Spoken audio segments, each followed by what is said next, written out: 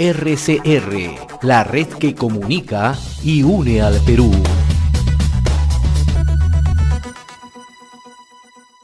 Vamos a trasladarnos inmediatamente hasta Arequipa. Siempre es gentil con RCR el doctor Gonzalo Banda, politólogo, analista político, docente en las universidades de Santa María, de San Pablo y de Arequipa. Qué gusto de saludarlo, don Gonzalo Banda, muy amable como siempre. ¿Cómo estás, José? Un gusto. Bien, ayer escuchaba con atención un podcast suyo en The Washington Post, ¿no? Usted puntualiza que tenemos un conflicto a la vista, ¿no? Porque señala que Keiko Fujimori ha llamado la elección de Castillo como ilegítima y esto va a producir una colisión o probablemente problemas en los siguientes días, en los siguientes meses, en las siguientes semanas, ¿no? ¿Tan compleja la situación? Creo que si echamos de videoteca, ¿no?, y nos acordamos del 2016, la situación guarda semejanzas y diferencias, pero ciertamente Keiko Fujimori al inicio era muy reacia a aceptar el resultado, y aún así, habiéndolo aceptado, tuvo una posición bastante obstruccionista con el gobierno, ¿no? Entonces, ahora que abiertamente ha dicho que se trata de una elección ilegítima y que va a trabajar porque se restablezcan las condiciones de legitimidad, o sea, que el mensaje entre líneas es: voy a reconocer el resultado de la elección, pero como creo que es ilegítima, voy a trabajar para que se restablezca la legitimidad. Si es que alguien quiere entender eso de otra manera, yo no lo entiendo de otra forma que voy a hacer todo lo posible para que el señor Castillo, pues, en el más corto plazo, pues, no abandone, pues, Palacio, ¿no? Esa es la interpretación más extrema, aunque también la interpretación más conservadora sería que ella va a ejercer una oposición militante en temas que se enfrenten abiertamente con su propuesta política, como puede ser la Constitución y las leyes que puedan enfrentar al modelo económico, ¿no?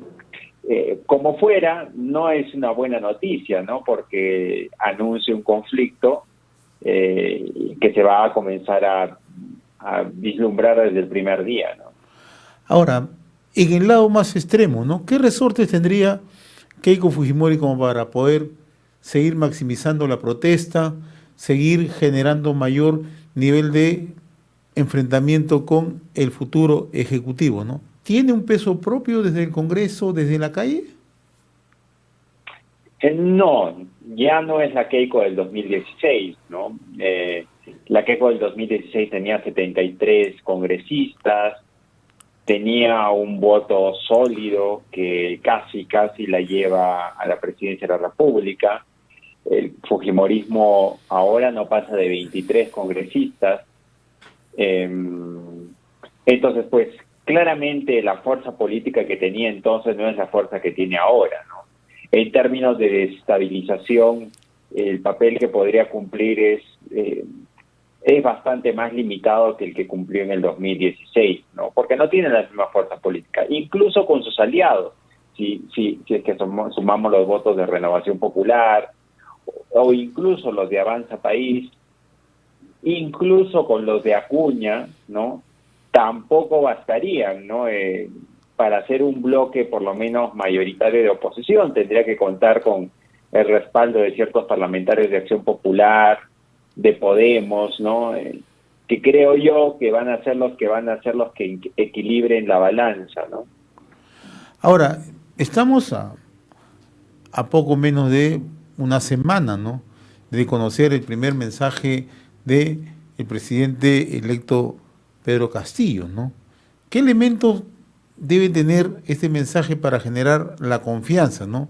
Porque de una u otra manera no podemos dejar al margen que gran sector de la población que no votó por Castillo tiene ciertos temores, tiene ciertas dudas, ¿no? Entonces, ¿cómo le devolvemos la confianza y cómo generamos gobernabilidad hacia adelante, ¿no? Bueno, es bastante complicado, ¿no? Porque tiene 7 días para preparar la transferencia de gobierno. Es una locura. Sí, eso no lo habíamos visto nunca, ¿no? PPK tuvo cerca de 30 días, Humala cerca de 40 y pico días. Esta es la transición política más corta de la historia republicana, ¿no? Perdóname, hay un ruido de un vecino impertinente que está haciendo ruidos. A ver, ahí, pero vamos a tratar de mejorar. Por lo menos vamos a ver acá. No. Eso ya no tiene que ver con ustedes. Ah, Es ya. una cuestión de aquí, del vecino. El sur siempre, el sur es telúrico siempre. Bueno, pero el que está haciendo telúrico es él con sus martillos. Pero más allá de eso, pues que el tiempo es corto, ¿no? Cualquier medida que él pueda emprender en este momento va a ser escamoteada, va a ser analizada por la opinión pública en cuestión de que 5 o 6 días, ¿no? Hasta los rumores. Hay una cosa que yo he visto estos días, ¿no? Ayer, por ejemplo, el señor Rojas decía, o alguno de los voceros, pero no el señor Rojas, alguno de los voceros de Perú Libre, que ya han comenzado a declarar, si te has fijado. Así una es. de las cosas Después de la proclamación salió Zaida Arias, ha salido Guido Bellido, ha salido Jorge Pelusín, el señor Rojas, y me quedo corto, han salido todos en bloque, ¿no? Pero claro, el problema que está, que estriba ahí, y usted lo ha planteado bien, sale en la vocería, pero no sale el señor Castillo, ¿no? Que debería salir. Porque el otro problema es que el señor Castillo, y seguramente usted que es muy minucioso, muy acucioso, se habrá dado cuenta que también, caso inédito en la política en el Perú, un candidato que no declara 2 semanas antes de las elecciones, una semana antes de las elecciones, y no declara mes y medio después del proceso electoral, ¿no? Y sabes que a ver, ayer este vocero dijo que ya tenían confeccionado el gabinete y que esa misma tarde iban a anunciar los nombres. Entonces yo ingenuamente, ¿no? En la tarde dije, bueno, ya tendremos la lista de los ministros. No es el único, yo también hasta las 12 de la noche estuve chequeando, ¿no? Claro, pasó las 4, 5, 6, 7 y nunca llegó a la lista de los ministros, lo cual te revela que hay ciertamente una negociación, un entrampamiento político, seguramente facciones dentro tratando de imponer algo. El señor Bermejo ayer ponía un tuit diciendo o apoyando a un futuro premier, ¿no? El presidente del Consejo de Ministros, pero rápidamente eso no fue confirmado por Castillo, ¿no? Porque si ya el gabinete estuviera definido, como lo dijeron ayer los voceros, pues ya se hubiera filtrado, ¿no? Entonces, en este momento es pues todo, esto parece pues que está habiendo negociaciones, tensiones internas, y finalmente no sabemos a ciencia cierta en qué momento o en qué circunstancias estén. Y esto coincide con digamos, con el retiro o el opacamiento de los voceros, digamos, de la izquierda más moderada, que sí tuvieron una participación activa días después de la segunda vuelta, ¿no? Entonces, yo lo que tiendo a pensar es que en este momento hay mucha negociación, mucho tire y jale adentro, y que lo mejor que podría hacer Castillo es tratar de salir ya y combatir todos los rumores con cosas ciertas, ¿no? Pero parece ser que de nuevo, ¿no? Incluso aunque esta ala más erronista de Perú Libre dice que tiene el control, pues no es del todo cierto, ¿no? Porque si fuera cierto, ayer ya tendríamos los nombres de los ministros, o por lo menos los 4 o 5 principales nombres, ¿no? Y no tendríamos esta especie de pronunciamientos por Twitter diciendo, este es el señor que garantizaría que el plan de gobierno de las reformas se va a cumplir, ¿no? Si fuera así de sencillo, pues ya tendríamos ya el gabinete, y no es así.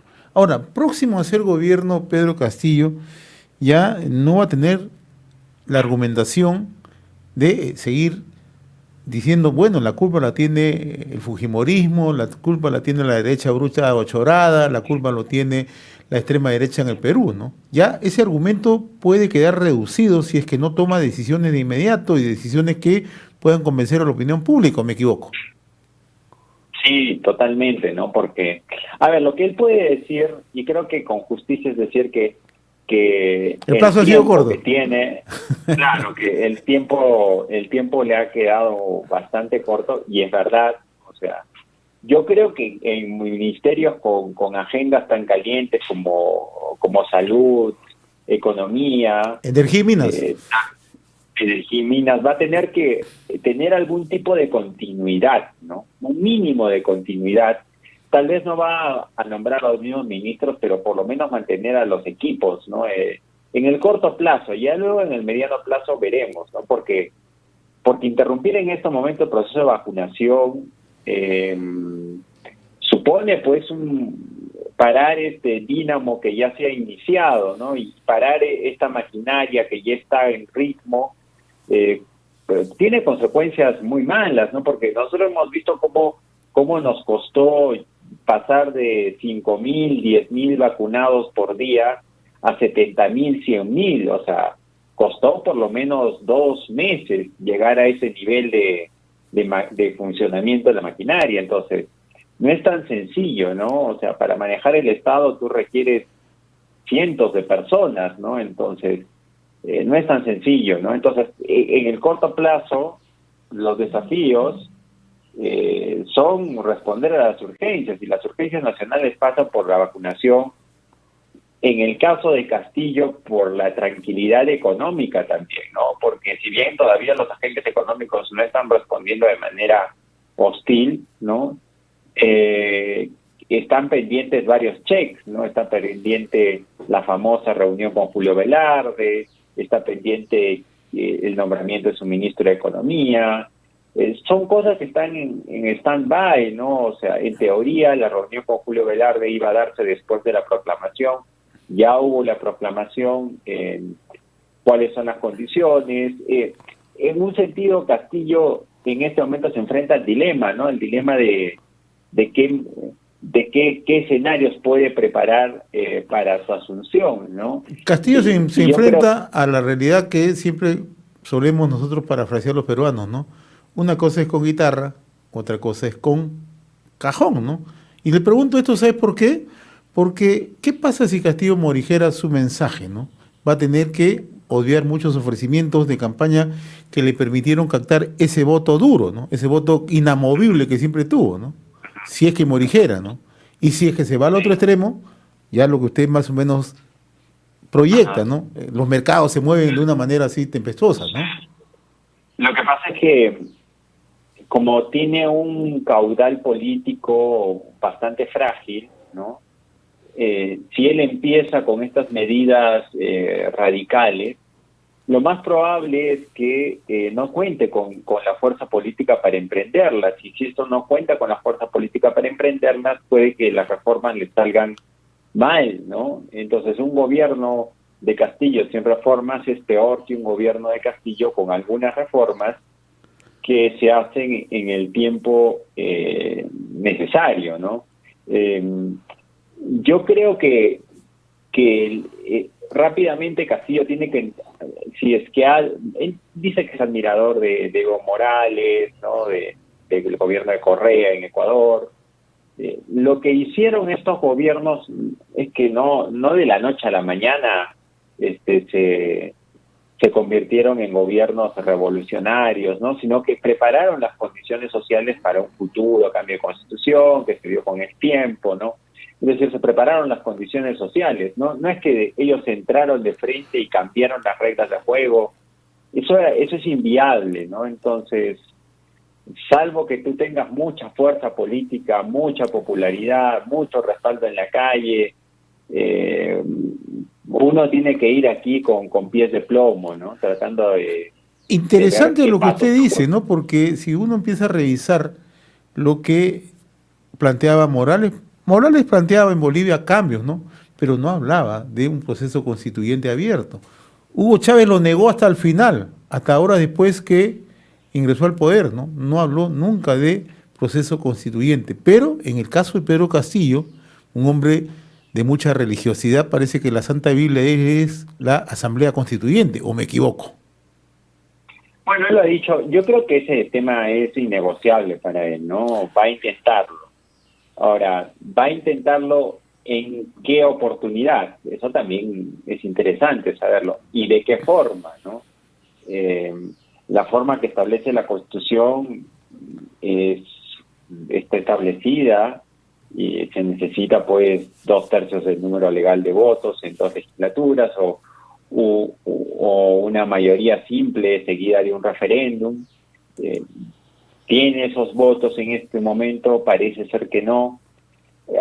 Hay algunos que han sostenido esta interpretación, que se puede llamar a una asamblea constituyente de otra forma, pero incluso aquellos que sostienen eso, que se amparan en el modelo, por ejemplo, chileno, ¿no?